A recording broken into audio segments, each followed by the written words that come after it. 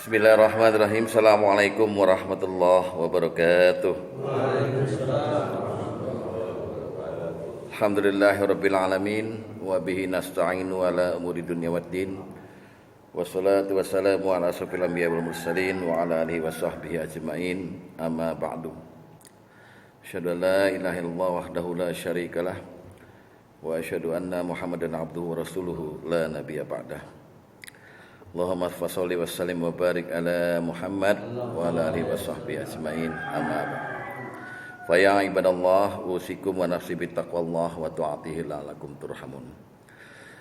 Ma'asyiral muslimin wa zumratal mu'minin rahimakumullah. Jamaah yang Allah rahmati di Mushola Nurul Iman ini, alhamdulillah summa alhamdulillah hamdan katsiran thayyiban mubarakan fih. Kita telah diberikan oleh Allah kemampuan, kemauan, kekuatan, hidayah, inayah, pertolongan, dan taufiknya, kekuatannya, sehingga kita dapat menjalankan kewajiban berupa ujungnya sholat berjamaah. Dan saya yakin beberapa, bahkan sebagian besar di antara Bapak ini mendahului subuh berjamaah dengan tahajud dan witir, kemudian membaca Quran dan berzikir. Semogalah semua amal ibadah yang kita lakukan di malam ini Allah terima, amin.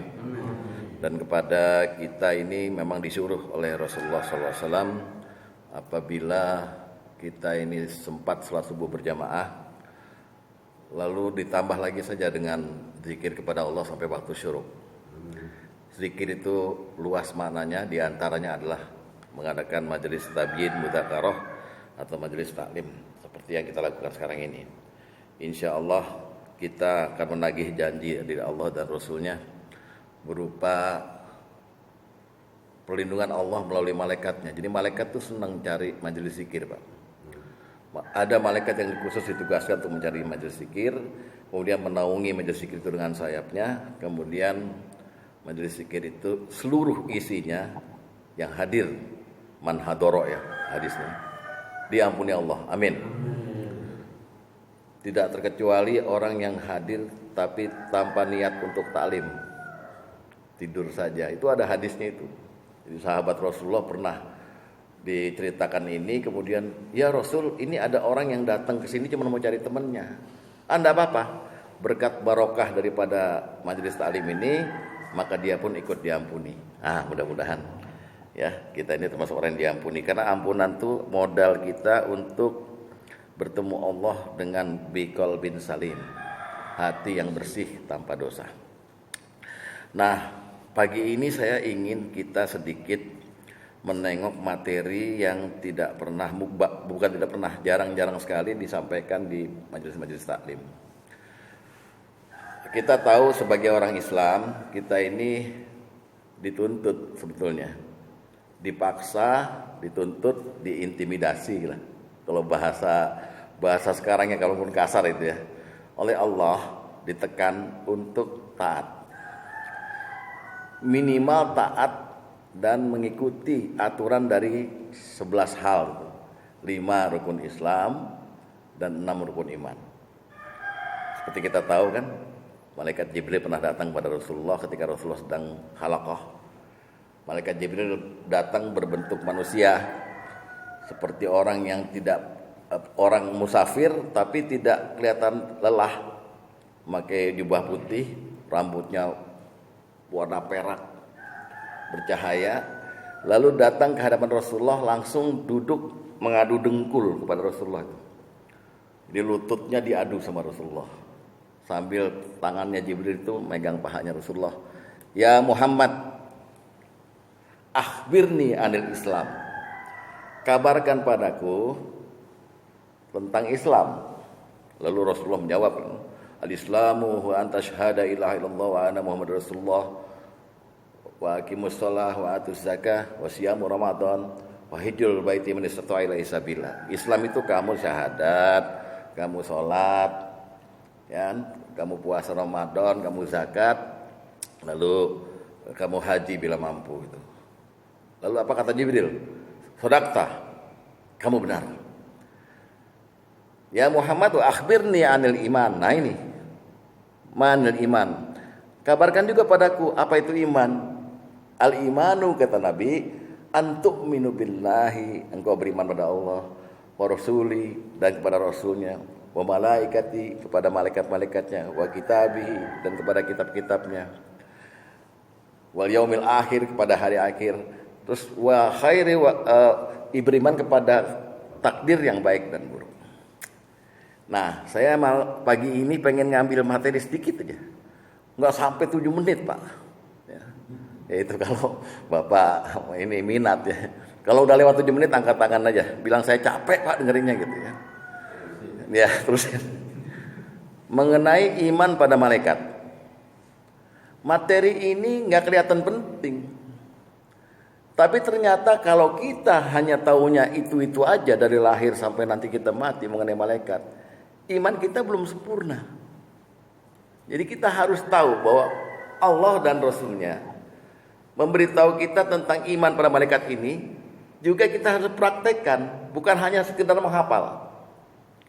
Jadi malaikat-malaikat itu dibicarakan di Al-Quran dan di Sunnah, di hadis itu banyak sekali Pak. Tidak seperti yang kita bayangkan ketika kita di madrasah dulu gitu. Nah, jadi saya ingin saya mengutip satu ayat di surat Ali Imran Al-Baqarah ini, An-Nisa mungkin ya, An-Nisa ya. Bahwa Allah menyuruh kita orang-orang beriman ini untuk tetap beriman. Kemudian di akhir ayatnya ada sedikit semacam kita diancam. Saya bacakan.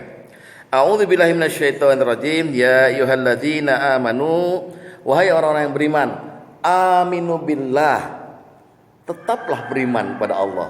Nah ini ya, jadi kita orang beriman tuh disuruh lagi beriman pada Allah, wa rasulihi, dan kepada rasulnya, wal kitabil ladzi nazzala ala rasulih, dan kita juga harus disuruh beriman kepada kitab-kitab yang Allah turunkan kepada rasul-rasulnya. Betul Pak Kadir. Wal kitabil ladzi anzala min qabl. Dan kita juga nanti mungkin next time saya bicarakan ini. Beriman kepada kitab-kitab yang Allah sebut gitu, yang diturunkan pada Rasul sebelum Muhammad. Nah ini mulai dari titik ini, wa may yakfur billah, barang siapa yang kafir pada Allah, enggak beriman, wa malaikati, dan kepada malaikat-malaikat Allah, ya, terus wa kutubihi, kepada kitab-kitabnya, wa rusulihi, dan kepada rasul-rasulnya, wal yaumal akhir, dan kepada hari akhir, faqad dalla dalalan ba'ida, maka dia termasuk orang yang sesat dengan sesat yang sejauh-jauhnya. Ini Allah yang bicara. Jadi kita dituntut untuk beriman. Beriman itu bukan sekedar tahu ya, tapi paham. Selain paham, kemudian nanti kita, oh iya, betul ini. Berarti kalau kita beriman pada Allah, pada kitab, pada Rasul, tapi tidak pada malaikat, maka kita kurang sempurna imannya gitu. Ya, jadi setuju ya, kita bicarakan tentang malaikat sedikit saja. Namun yang dibicarakan ini metode penelitiannya, kalau kita bicara di kampus nih, tidak mungkin penelitian empirik, karena kita tidak bisa melihat malaikat. Maka metode yang dipakai adalah metode kepustakaan, yaitu mendalami, meneliti apa-apa dalil yang sahih dari Quran qat'i, dari hadis itu sahih mengenai malaikat. Dan mendengarkan pula jiping, ngaji kuping ya, syekh atau kiai-kiai, ulama-ulama yang berbicara mengenai malaikat. Lalu kita kumpulkan, lalu saya sampaikan di sini. Jadi kita nggak mungkin bisa membuktikan secara empirik bahwa kita pernah mengalami dengan malaikat ini gitu. Yang ada hanya wilayah akal kita turunkan, kita naikkan wilayah iman. Inilah fungsi iman pada malaikat itu. Ya. Baik, kita mulai. Sekarang saya mau bicara dulu tentang bab 1, status malaikat. Malaikat ini distatusi oleh Allah, ya, kalau kita lihat hadis-hadis dan juga Al-Quran, bahwa dia adalah makhluk berakal dari 3 makhluk berakal yang diciptakan pertama kali. Jadi Allah menciptakan makhluk itu banyak sekali Pak jumlahnya. Tapi yang diberi akal itu hanya 3. Malaikat, jin, dan manusia. Nah, malaikat diciptakan lebih dulu daripada jin dan manusia. Jadi awal-awal penciptaan makhluk, setelah diciptakannya apa segala macam, baru malaikat. Ini ada dalam hadis sahih yang bunyinya kira-kira begini nih. An Aisyah, dari Aisyah, qalat, dia berkata, qala Rasulullah sallallahu alaihi wasallam, Rasulullah sallallahu alaihi wasallam bersabda, khuliqatil malaikatu min nur. Diciptakan malaikat dari cahaya. Jadi susunannya malaikat duluan yang disebut. Wa khuliqal janna mim marijim min nar, dan diciptakannya jin dari api yang sangat panas. Wa khuliqal adam, dan diciptakan manusia mimma wusifa lakum, dari apa-apa yang telah dijelaskan padamu. Jadi malaikat adalah makhluk berakal yang pertama kali diciptakan. Yang kedua, malaikat juga distatusi oleh Allah sebagai, saya ciptakan makhluk berakal ini, dia makhluk yang sangat taat, tidak pernah menyimpang dari perintah Allah. Lain sama jin dan manusia. Jadi 3 makhluk yang berakal ini mukallaf, dibebani tugas. Tapi malaikat ayo aja. La ya'sunallaha ma amarahum wa yaf'aluna ma yu'marun. Surat Jum'ah ayat 8. Malaikat itu enggak pernah mengkhianati perintah Allah dan selalu mengerjakan apa yang diperintahkannya. Jadi kalau kita tuh pengen seperti itu, taat itu, kita udah masuk pada level malaikat. Itu malaikat ya. Yang ketiga, malaikat dijuluki tentara-tentara Allah. Lillahi junudus samawati wal ard wa kana Allahu azizan hakima. Dan milik Allah lah tentara-tentara Allah di bumi, yaitu manusia dan jin, was sama, dan di langit. Itu malaikat. Ya.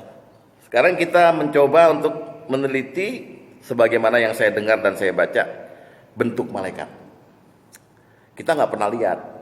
Jadi malaikat itu diberi kemampuannya luar biasa sehingga dia bentuk aslinya diceritakan secara samar-samar. Kalau dia bisa merubah bentuk menjadi manusia seperti Jibril tadi. Tapi intinya bentuk aslinya diceritakan di beberapa tempat, baik di Quran maupun hadis. Pertama, yang merupakan ketentuan pasti bahwa malaikat itu makhluk berakal yang bersayap.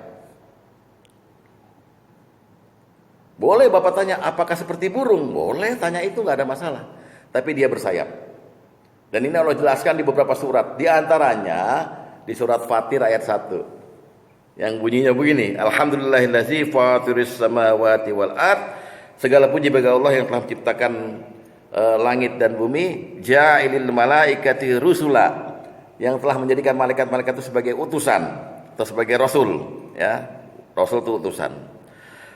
Terus dilanjutkan dengan malaikat itu li ajniatin masna wasulasa waruba. Dan malaikat itu dijadikan oleh Allah bersayap 2, 3 atau 4. Dan Allah menambah apapun yang ada pada ciptaannya sesuai kehendaknya. Jadi dia bersayap.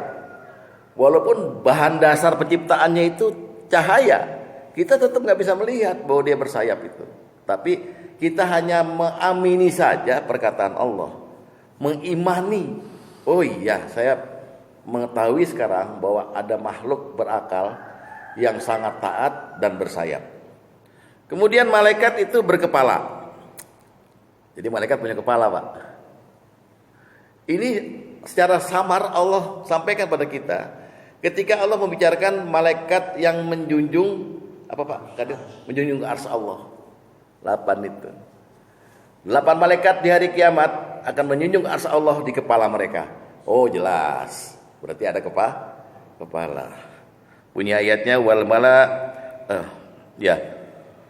malaku ala arjaiha, ya. Arjaiha wa yahmilu arsya rabbika fauqahum di atas kepala mereka. Yauma izin samaniyah, 8 malaikat. Jadi malaikat selain bersayap, dia juga berkepala. Kalau kepala berarti ada hidungnya, ada ininya nggak seperti kita gitu. Nah, secara samar gitu, ya kita mungkin meyakini ada mata, Tapi ada hadis yang menyatakan bahwa malaikat pengikut ars ini punya hidung, punya kuping dan punya bahu. Berarti malaikat ini hampir fisiknya mirip manusia. Ya, ini Rasulullah pernah berkata dalam sebuah yang dicatat dalam sebuah hadis dari Abu Daud, azinali, diizinkan kepadaku an ahadasa, untuk memberitakan padamu an malaki min malaikatillahi min hamalatil ars, tentang malaikat-malaikat yang menjunjung ars Allah di kepala mereka gitu. Apa yang mau dikabarkan Rasulullah? Sesungguhnya qad ma baina syahmati uzunihi ila atiqihi, sesungguhnya jarak dari daun telinga malaikat itu ke bahunya adalah sejauh 700 perjalanan. 7 tahun perjalanan. Betapa besarnya malaikat itu. Malaikat yang junjung ars itu, Pak. Rasulullah menceritakan. Ini Rasulullah ini manusia yang gak pernah bohong, Pak. Sesungguhnya aku diizinkan untuk memberitahukan padamu bahwa malaikat penjunjung ars itu jarak antara kupingnya dengan bahunya 700 tahun perjalanan dengan kendaraan tercepat. Jadi berapa besarnya itu, Pak? Dan dia akan muncul hari kiamat nanti di langit. Ya, ini bentuk-bentuk malaikat. Kemudian jumlah malaikat berapa sih? Kalau dia diciptakan, apakah sama penciptaannya dengan penciptaan jin dan penciptaan manusia? Jin dan manusia berkembang biak. Harus ada jenis kelaminnya, kemudian menikah, berketurunan. Malaikat tidak. Jin dan manusia terbatas umurnya, kecuali iblis. Iblis minta ditangguhkan sampai hari kiamat. Terbatas umurnya. Malaikat tidak ada kabar mengenai itu. Nggak ada, Pak, kita dengar, Pak. Yang meninggal siapa? Itu almarhum Jibril. Nggak mungkin. Jadi malaikat itu terus bertugas sesuai kehendak Allah sampai kapanpun gitu. Ya kan, kita nggak pernah mendengar adanya malaikat yang mati. Gitu. Nah, jumlah ini banyak dibicarakan di Al-Quran. Di antaranya Allah memberitahu kita jumlah malaikat koordinator atau korwil neraka itu 19. Iya, Pak, di Al-Mudathir ya. Ada 19 penjaga neraka. Kalau saya belum pernah dengar, mungkin Bapak bisa. Di surat Al-Mudathir nanti, Pak. Lihat yang panjang itu. Al-Mudathir. Kemudian ada 8 yang memikul ars. Itu jumlah-jumlah kan angka-angka gitu. Kemudian dalam hadis Rasulullah menceritakan tidak ada satu jengkal pun di dunia ini, di bumi ini, terkecuali di situ ada malaikat yang sedang bertasbih kepada Allah. Berapa jumlahnya? Nih, malaikat. Nih, malaikat. Enggak kehitung. Allahu Akbar. Kita cuma bisa bertakbir, Pak. Allah menciptakan makhluk sedemikian banyaknya. Kemudian ada lagi diberitakan oleh Al-Quran, was-samaa'i wat-tariq, wa ma adraka mat-tariq, an-najmu tsaqib, in kullu nafsin lamma 'alaiha hafiz. Allah bersumpah demi bintang-bintang dan sebagainya, sesungguhnya setiap diri jiwa manusia itu ada penjaganya. Namanya malaikat hafazah. Berapa jumlah manusia? Dari Adam sampai hari kiamat nanti. Taruh kata 1 triliun, segitu pula Allah menyediakan malaikat untuk menjaga manusia. Paham ya? Dah hitung 19 tambah 8 tambah yang sejengkal di bumi dan di langit. Tidak ada ruang kosong kata Rasulullah. Di langit dan di bumi terkecuali ada malaikat di situ. Luar biasa, Pak. Kemudian ada lagi informasi dari Rasulullah bahwa kita nanti di padang mahsyar akan berkumpul. Lalu ada satu momen acara diperlihatkan neraka jahanam. Kalau kita sekarang membayangkannya seperti gini, Pak. Kita lagi nongkrong di pinggir jalan di lapangan, ada odong-odong lewat. Mobil odong-odong yang isinya anak-anak itu. Nah, ini juga begitu. Neraka jahanam akan ditarik, diperlihatkan kepada semua. Neraka jahanam itu punya 70.000 kendali. 70.000 kendali. artinya mungkin setir atau kenop itu. Yang satu kendalinya operasikan oleh 70.000 malaikat. Jadi 4,9 miliar khusus operator neraka jahanam. 19 tadi korwilnya, satu gubernurnya namanya Malik. Malik ya? Bukan Ridwan, Malik ya? Berapa jumlahnya itu, Pak? Ditambah lagi hadis mengenai Isra Mi'raj. Ketika Rasulullah SAW dituntun oleh Jibril menuju Sidratul Muntaha, tiba-tiba sampai dia di satu wilayah namanya Baitul Maqmur. Apa kata Jibril? Ya Muhammad, haza Baitul Maqmur. Wahai Muhammad, ini adalah Baitul Maqmur. Setiap hari masuk 70.000 malaikat ke dalam untuk bertawaf. Baitul Maqmur itu, Pak, di bawahnya tuh langsung Ka'bah itu, Mekah itu. Setiap hari masuk 70.000 malaikat. Kemudian dia keluar diganti dengan 70 malaikat yang dua masuk tuh nggak pernah datang lagi. Jadi tiap hari ganti, Pak. 70.000 masuk ke dalam tawaf. Kaliin sampai hari kiamat. Nah itulah subhanallah jumlah malaikat. Luar biasa kan, Pak? Bentuknya besar, jumlahnya banyak dan sebagainya. Lalu kita beranjak sedikit lagi, Pak, ini. Baru 6 menit setengah ya, Pak Tri ya. Habis saya ngiri lihat Pak RT kemarin nih, aduh fogging tuh, aduh kacau dah. Makanya sebetulnya hari ini bukan soal malaikat nih, soal fogging, tapi ya malaikatnya dah. Nanti kan keserempet juga tuh soal fogging. Sekarang nama-nama malaikat yang kita tahu dari madrasah 10. Jibril, Mikail, Israfil, Israel, Munkar, Nangkir, Malik, Ridwan, Rakib, Atid. Kita kira begitu ya. Dengan tugas-tugasnya kan kita hafalin pakai lagu juga, lagu Bimbo juga ada tuh mengenai malaikat itu. Iya betul. Cuman yang Israel itu asalnya dari hadis Bukhari. Jadi di Israel itu di Al-Quran nggak ada, Pak. Adanya di hadis. Dan itu cuma satu kali disebut. Dari ribuan hadis cuma satu kali disebut Israel. Dalam Al-Quran dia disebut Malaikal Maut. Ya betul ya? Malaikal Maut. Dan Malaikal Maut ini nggak satu, ya banyak. Jadi ada 10. Jibril, Jibril, Mikail, Israel, Israfil, Munkar, Nangkir, Rakib, Atid, Malik, Ridwan. Masing-masing ada tugasnya. Ya, Jibril itu katanya menyampaikan wahyu dan sebagainya, Mikail katanya membagikan rahmat Allah, Israfil meniup sengkala, meniup trompet itu, Israel Malaikal Maut, Rakib, Atid adalah dari kata-kata di surat apa itu? Rakibun Atid ya, yang mengawasi dan yang selalu hadir. Nah, para ulama ini menyimpulkan Rakib, Atid adalah yang menulis, mencatat. Kemudian Munkar dan Nangkir adalah malaikat yang menanyakan pada kita nanti di alam kubur. Yang khusus orang Jawa nih ditanya nih, man rabbuka? Gitu ya. Jawabnya, nopo sing dibuka. Hafalin, Pak, bahasa Arab dikit-dikit ya. Kita nanti soalnya harus bisa bahasa Arab tuh pentingnya di surga, Pak. Lughatul jannah, lughatul arabiyah. Bahasa di surga, bahasa Arab. Ini kalau Bapak nggak bisa bahasa Arab, terminta es krim gimana? Minta sate sama malaikat, ya kan? Malaikat, apaan? Diem aja. Bahasa Arab yang paling minim yang Bapak mesti tahu adalah tidak dan iya. Tidak itu la ilaha, tidak ada Tuhan. Iya itu illallah.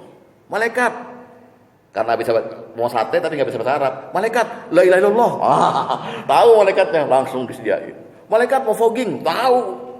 Ya. Wah, gue sindir aja Pak RT ini. Fotonya nyebar tuh, hati-hati. Ya. Nah, yang populer itu 10. Munkar Nangkir benarnya di kubur, Malik penjaga neraka, artinya koordinator neraka. Dan Ridwan adalah koordinator surga. Malik disebut dalam Al-Quran, dipanggil oleh orang-orang yang disiksa di neraka. Ya Malik, wahai Malik, sampaikan kami minta diskon sama Allah. Sakit, Pak, kulit dibakar balik lagi, minta diskon sama Allah. Kata Malik, udah lo kekal di sana, tenang aja gitu. Ada tuh ayat itu. Jadi Al-Haqqah kalau nggak salah. Nah, selain yang 10 itu, ternyata Allah dan Rasulnya, Allah dalam Quran banyak menyebut nama-nama malaikat yang lain. Rasulullah juga begitu. Di antaranya Al-Quran menyebut ada malaikatul muqarrabin, malaikat yang didekatkan kepada Allah. Artinya malaikat yang menjadi ring satunya Allah. Nah, para ulama mengacu pada 4 nama itu: Jibril, Mikail, Israfil, dan Israil. Malaikat muqarrabin. Wallahu alam. Kita nggak tahu pasti. Kemudian Al-Quran juga menyebut malaikat hafazah yang tadi. Hafazah itu malaikat penjaga. Jadi kita dijaga sama malaikat, Pak. Ya. Kemudian Al-Quran juga menyebut malaikat syahida, malaikat yang ditugaskan oleh Allah menyaksikan. Bekerjalah kamu, Allah dan malaikatnya dan orang beriman dan Rasulnya akan melihat pekerjaan kamu. Ya, jadi malaikat syahid, malaikat yang menyaksikan. Kemudian Al-Quran juga menyebut malaikat di neraka selain Malik dan yang tadi 19, namanya Zabaniyah. Ya kan? Al-Quran juga menyebut itu. Kemudian malaikat menyebut yang tadi Hamalatul Ars, malaikat yang menjunjung di ars. Kan nggak ada di 10 itu, nggak ada kan?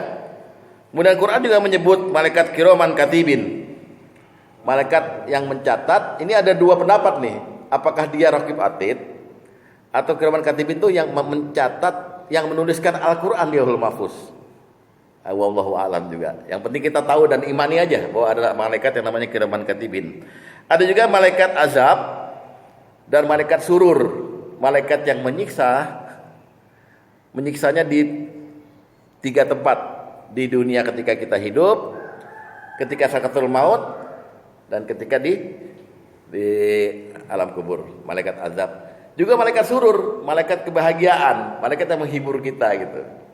Nah, ini bisa Bapak lihat di An-Nahl nanti, ketika orang kafir meninggal dunia, sakaratul maut tuh, yang datang malaikat azab itu. Dihajar dulu kan, keluarkan nyawamu. Ya, sambil dipukul punggungnya dan segala macam. Bukan punggung yang ini, ruhnya gitu. Karena goib berhadapan dengan goib. Yang di sekelilingnya yang lagi nangis mah nggak tahu, dia lagi digebukin, Pak. Ya. Fogging dulu lo gitu. Ya. Pak Hendra ikut nih kemarin, enggak? Terus ada malaikat 19, malaikat penjaga neraka, dan ada lagi malaikat Haulil Ars, malaikat yang bertawaf di sekeliling ars. Kalau Bapak lihat surat Az-Zumar ayat terakhir, Rasulullah dibilang wataro, dan kamu akan melihat ya Muhammad malaikat bersekeliling di ars sambil bertasbih dan memuji Allah dan memohonkan ampun untuk orang-orang beriman. Betul Pak? Begitu kira-kira. Ini malaikat semua Pak. Itu yang di Quran. Selain yang 10 ini malaikat yang dalam hadis ada Pak, macam-macam namanya dan tugas-tugasnya. Di antaranya adalah malaikat muazin, malaikat yang setiap pagi berteriak di langit, yang hanya bisa didengar oleh seluruh makhluk terkecuali jin dan manusia, nggak bisa mendengar. Malaikat itu berdoa pada Allah sambil berteriak, ya Allah, ganti orang-orang yang dermawan dan hancurkan harta orang-orang yang pelit. Setiap hari. Itu yang mengumumkan Rasulullah tuh. Setiap hari ada 2 malaikat, ba'da subuh nih, ada 2 malaikat di atas yang berteriak, yang mendengar semua makhluk terkecuali jin dan manusia. Dan dia dua malaikat berkata, ya Allah, gantilah orang-orang yang dermawan dengan harta yang barokah dan hancurkan harta orang-orang yang pelit. Kira-kira doa malaikat dikabulkan nggak Pak? Dikabul. Oleh sebab itu tiap pagi jangan lupa 1.000, 2.000 ke siapa aja, ya, jangan sampai kita menahan harta kita. Kemudian ada juga malaikat yang disebut dengan malaikat siang dan malam. Malaikatun nahari wal lail. Apa? Dalam hadis disebut malaikat siang dan malaikat malam berkumpul di waktu asar. Mereka saling berganti shift, lalu menghadap pada Allah. Allah yang Maha Tahu tetap bertanya, sesuai prosedur. Wahai malaikat, hambaku tuh si Ahmad itu waktu kau tinggalkan itu lagi ngapain dia? Oh, dia sholat, ya Allah. Padahal Allah udah tahu. Nah, itu namanya malaikat siang dan malaikat malam. Ada lagi di hadis malaikat yang khusus mengawasi Jumatan. Pan bapak ada yang depan Masjid Anas tuh ada warung kumis. Ntar aja kalau kompak dah gue masuk ngerokok dulu. Ada ya makan es kelapa sama somai. Nggak boleh Pak, karena disebut oleh Rasulullah, malaikat yang di pintu masjid mencatat orang yang masuk setiap Jumatan. Kemudian dalam hadis yang berbeda ya, di depannya sama, disebut bahwa siapa yang dapat sahab pertama akan dapat onta pahalanya, yang kedua dan ketiga sampai telur. Tapi ada juga terusan dari hadis tadi, dia mencatat setiap orang yang masuk. Kemudian setelah azan dikumandangkan, maka dia duduk di samping khatib mendengarkan zikir, maksudnya mendengarkan khutbah. Tutup catatan. Berarti orang yang telat tidak tercatat Jumatan. Itu malaikatnya ada sendiri. Tapi kita nggak tahu namanya siapa. Apakah itu kiraman katibin juga? Kita nggak tahu kan. Disebut oleh Rasulullah begitu. Itu malaikat yang menjaga Jumat. Wah, udah 7 menit Pak ya. Kemudian malaikat yang mendoakan manusia. Kita nih Pak gampang aja kalau mau didoain malaikat. Karena Rasulullah berkata, orang yang berdoa untuk orang lain dan yang didoakan tentu nggak tahu, malaikat di samping itu bilang, begitu juga dengan kamu, amin. Misalnya kita bilang, ya Allah sehatkanlah Pak Tri. Malaikat mengaminkan. Lalu dia bilang juga, begitu pula dengan kamu, aku doakan semoga engkau juga mendapatkan hal yang sama dengan yang kau minta untuk Pak Tri. Gitu kira-kira. Jadi berapa jumlah malaikat? Kita berdoa untuk orang lain, tapi orang itu nggak tahu. Jangan kita bilang, habis itu kita bilang amin, Pak Tri udah saya doain, nggak usah. Tapi sebaliknya kadang-kadang kita ngibul soal doa tadi. Misalnya ketemu sama Wiwit di jalan. Wit, gimana kabarnya gitu? Wiwit bilang, ini Pak saya mau ujian SIM. Doain ya Pak. Iya saya doain. Habis dia pergi kita nggak doain. Iya, lupa kita doain. Nggak boleh begitu juga. Ngomong do. Jadi kalau benar-benar kita bilang, dia minta doain ya Pak. Sini. Ya Allah, luluskan dia. Langsung aja depan dia. Jadi kita nggak ngutang. Dan kita ngundang malaikat. Atau sekalian dia pergi, baru kita setelah sunnah 2 rakaat, sholat mutlak, doain dia. Malaikat akan mendoakan kita. Kemudian ini banyak sekali di hadis Pak. Malaikat akan mendatangi dan mencari majelis-majelis taklim. Itu awal hadisnya, sesungguhnya Allah mempunyai malaikat-malaikat yang kerjanya memang mencari majelis-majelis zikir. Kemudian malaikat udah ketemu, itu panggil yang lainnya. Sini udah ketemu nih. Ada Haji Hendra lagi zikir, lagi ceramah. Lalu malaikat menaungi tali itu dengan sayapnya, membumbung ke atas, menumpuk, sambil berkata, Allahumma gfir lahum, Allahumma gfir lahum. Ya Allah ampuni mereka gitu. Itu ada malaikatnya sendiri. Kemudian ada malaikat rahmat. Ada malaikat rahmat yang kira-kira Bapak mungkin pernah membaca hadis mengenai ketidaksukaan malaikat terhadap di rumah tuh ada anjing dan gambar-gambar. Nah itu bunyi redaksinya, malaikat rahmat tidak akan masuk, malaikat rahmat tidak akan masuk ke dalam rumah yang ada anjingnya. Kira-kira begitu. Pembahasan fikihnya nanti, tapi yang penting kita sebut aja malaikatnya ada. Lalu ada juga malaikat yang namanya kita nggak tahu, tapi tugasnya hanya mendengarkan zikir orang, lalu mengangkat zikir itu ke hadapan Allah. Nah itu pernah terjadi ketika Rasulullah SAW sedang sholat menjadi imam. Waalaikumsalam warahmatullahi wabarakatuh Pak RW. Lalu beliau lagi i'tidal. Ada orang, kan biasanya kita itu disuruh begini Pak, Sami Allahu liman hamidah, kata imam. Kita jangan bilang Sami Allahu liman hamidah, bukan. Rabbana walakal hamd atau Rabbana lakal hamdu. Nah ini orang nih aneh ini, satu orang ini udah telat datangnya. Rasulullah i'tidal, dia bilang Rabbana walakal hamdu hamdan katsiran thayyiban mubarakan fi. Artinya Bapak cari sendiri dah, artinya ya. Kalau enggak nambah lagi menitnya kan.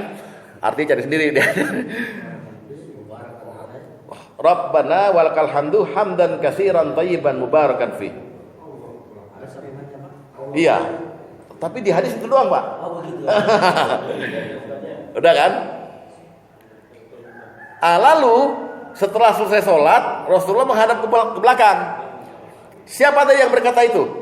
Nggak ada yang jawab, ngeri Pak. Padahal Rasulullah dengan muka senyum. Siapa yang jawab itu?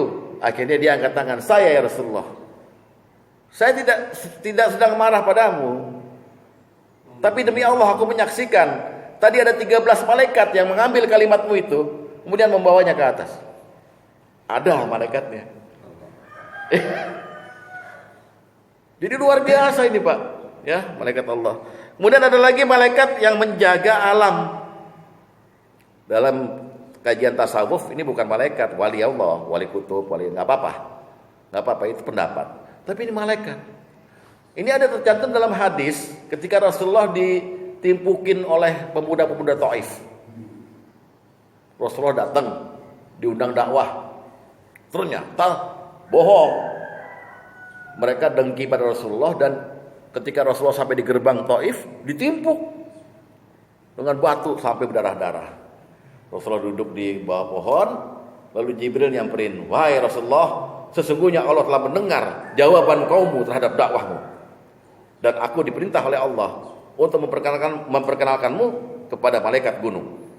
Ini malaikat gunung, datang malaikat gunung. Saya malaikat gunung, saya Muhammad. Kata malaikat gunung, "Wahai Rasul, perintahkan padaku. Jika engkau demi Allah, jika engkau memerintahkan padaku untuk memencet ini Taif ini dengan 2 buah gunung, aku pencet sekarang." Apa kata Rasulullah? Kalau bapak yang digituin gimana? Misalnya bapak digebukin orang, datang malaikat, "Wahai Haji Hendra," kan digebukin. "Kalau kau perintahkan aku untuk mencet dia, saya pencet." "Oh, sikat." Habisin. Kenapa kata Rasulullah? Jangan. Allahumma ighfir qaumi. Ya Allah, ampuni kaumku itu. Fa innahum qaumul la ya'lamun. Sesungguhnya mereka kaum yang tidak mengetahui. Rasul Pak, jauh sama kita ya. Tapi ada malaikatnya siap Pak, nge-backup Rasul. Siap, betul-betul. Kalau kamu mau ini umat ini saya pencet sama gunung. Coba bayangkan Pak, gunung mau diangkat, mau dihajar. Gitu. Nah, ada malaikat yang menjaga alam ini. Jadi kalau Bapak camping di mana? Cibodas tuh hati-hati sama cewek tenda.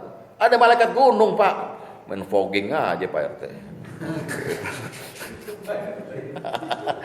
Demikian itu aja. Sebetulnya nanti ini berseri. Nanti kita mulai ngomongin malaikat Jibril alaihissalam misalnya. Karena kajian mengenai Jibril itu cukup panjang Pak. Lebih panjang dari ini gitu. Semoga bermanfaatnya karena kita harus juga meneliti pengetahuan kita tentang malaikat ini. Jangan sampai pincang. Kita beriman pada Allah, pada Rasulnya, pada kita. Tapi lupa bahwa ada juga perihal malaikat ini, makhluk gaib ini yang perlu kita ketahui secara dalam rangka membuktikan kita beriman kepada malaikat-malaikat Allah. Demikian, semoga. Sebentar, saya tutup dulu. Oh, mungkin sambil ditutup bertanya. Bukan, nanti baru saya tanya balik. Demikian, semoga bermanfaatnya. Wassalamualaikum warahmatullahi wabarakatuh. Silakan jika ada yang mau dibicarakan, diskusikan. Assalamualaikum warahmatullahi wabarakatuh. Waalaikumsalam warahmatullahi. Terima kasih setelah Pak Haji Wahyu, Pak Ustaz Wahyu menjelaskan tentang malaikat, ya bertambahlah pengetahuan kita. Alhamdulillah. Sedikit saya mau tanya tentang, saya belum begitu jelas apa itu qarin Pak, berupa makhluk apa? Oh, oke. Ya. Ya mungkin enggak kawan-kawan kita ada yang belum tahu. Ya. Kajian mengenai qarin itu bisa berbeda jika dikaji dari 2 aspek. Pertama dari Quran, berbeda dengan kajian dari hadis. Jadi kajian dari Quran, kata-kata qarin itu disebut di 3 tempat, di mana itu kata-kata firman Allah yang mengacu kepada semacam ancaman, dampak apabila kita berbuat dosa, maka Allah akan kirim qarin pada kita sebagai teman yang merayu kita untuk berbuat maksiat. Wa qarinul lahu. Jadi itu dari bangsa jin. Dan sampai sajin. Al-Quran selalu begitu. Untuk membicarakan korin ini, korin adalah semacam balasan bagi kita yang tidak mau taat. Allah akan kasih teman kita justru yang mendukung kita untuk berbuat maksiat itu. Itulah makna al-naji wasbisu fi sudunas minal jin. Minal jin saja. Was-wasnya dari jin itu, korin itu. Jadi kalau perasaan bapak taat, tapi kadang-kadang suka seneng lihat yang bening-bening gitu. Iya Pak Hendi ya. Opa. Nah itu termasuk sudah ada korinnya itu, yang mendukung terus ngipas-ngipasin supaya yang bening ini jangan ketinggalan, selalu ada dalam hidup kita gitu. Itu korin dari kajian Al-Quran. Tapi ada korin dari kajian hadis, terutama kemudian dari kajian tasawuf, bahwa korin ini adalah tasawuf ini begini Pak, dia ada unsur batiniah. Batiniah itu sinkretisme. Jadi gini, dulu ada kelompok Islam, firqah Islam itu batiniah, yang memakai jargon gini, likulli zahirun batinun walikulitan wilun walikulitan zilun ta'wilun. Setiap yang lahir itu, yang nyata itu pasti ada batinnya, ada hikmah di dalamnya gitu. Dan setiap ayat Al-Quran atau hadis yang turun pasti ada takwilnya. Arti sebenarnya bukan begitu. Nah ini, maka kaum batiniah ini mengartikan Ibrahim dibakar bukan dengan api sesungguhnya, tapi api kemarahan Raja Namrud. Musa tidak menyeberang laut secara ansih menyeberang, tapi dia menyeberang kezaliman Fir'aun dan sebagainya begitu. Selalu ada takwilnya, termasuk korin ini. Nah, batiniah mengartikan korin itu teman. Nah, kaum-kaum kebatinan di Jawa juga begitu, bahwa orang Jawa itu punya sedulur papat, 5 pancer. Ini korin kita, teman kita gitu. Yang kalau kita udah meninggal, dia yang muncul nih. Muncul di jendela ngelewein Pak Dedi, gue udah mati, gue datang lagi gitu. Kan orang yang bilang itu korin. Dari kaum jin juga. Jadi kajian mengenai ini itu adalah persepsi, bukan fakta. Asumsi kita, karena kita tidak bisa menjangkau kalimat Allah yang tadi itu, bahwa kami akan kirim Anda korin gitu. Apa statusnya? Ternyata korin ini justru menambah kejahatan kita. Lebih baik tidak punya korin kalau dari kajian Quran loh ya, daripada kita punya korin gitu. Tapi kalau kita baik, makanya kalau baik, makanya Nabi dalam hadis saya pernah bilang, setiap manusia itu ada korinnya. Lalu ada sahabat tanya, engkau juga? Aku juga. Tapi Allah telah menundukkan dia untuk bisa tunduk padaku. Kan begitu. Artinya kenapa mesti ditundukin? Karena korin itu negatif Pak. Nggak ada korin yang positif. Nggak ada korin yang teman kita gitu. Nggak ada. Dia selalu membacking kita untuk kita berbuat, lebih banyak berbuat jahat. lebih jantung daripada. Iya. Kalau yang membacking kita berbuat baik, malaikat hafiz. Ingkulu nafsil lamma 'alaiha hafiz tadi itu. Setiap manusia ada penjaganya. Makanya Bimbo benar itu. Hati adalah cermin tempat pahala dan dosa bertaruh di situ. Kalau Bapak baca Minhajul Abidin atau Al-Ghazali, Hayatul Kimia apa? Kimia kehidupan itu. Hati manusia itu ada 2 kamar katanya. Satu kamar ada 2 pintu. Kalau kita ada perasaan ingin berbuat jahat, setan masuk ke situ, menimbulkan bau bangkai gitu. Malaikat kabur. Kalau kita ada keinginan berbuat baik, malaikat masuk, setannya kabur. Itu proses yang diterangkan oleh Imam Al-Ghazali. Semua persepsi, kan nggak ada bukti. Oleh sebab itu, kajian mengenai korin ini lebih berhati-hati kalau kita melihat ayat Al-Quran tadi, bahwa apabila engkau tidak mentaati az-zikra misalnya gitu ya, bahwa lahu korinun, maka dia kata Allah akan saya kirim korin. Itu kira-kira sementara ya jawaban saya mesti meneliti lagi Pak. Terima kasih. Tapi dia dari jin pastinya, karena Allah tidak sekali-kali Allah Nggak mungkin malaikat. nggak mungkin malaikat itu. Sunnah ma'amar Allah Ya, Kira-kira begitu. Ada lagi, Pak? Wah, Pak Dedi silakan. Bisakah kita menghilangkan korin bukan secara bertahap atau langsung menghilangkan, bagaimana cara? Sangat bisa. Sebab korin itu makhluk Allah. Oleh sebab itu saya sangat yakin Pak dengan Quran dan hadis. Sehingga ketika Rasulullah ada seperti berkata begini, apabila kamu ada di satu tempat atau kamu kesepian segala macam, ucapkan aja, a'udzu bikalimatillahit tammati min syarri ma khalaq. Aku berlindung dengan kalimat Allah yang sempurna dari kejahatan makhluk-makhluknya. Ngilang dia, Pak.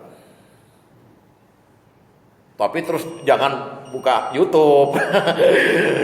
Cari apa kek, Yasin kek, Al-Kahfi. Baca yang banyak itu, ya. Jangan sharing aja ya. Makan roti bakar. Ya. Terus saya kira cukup ya.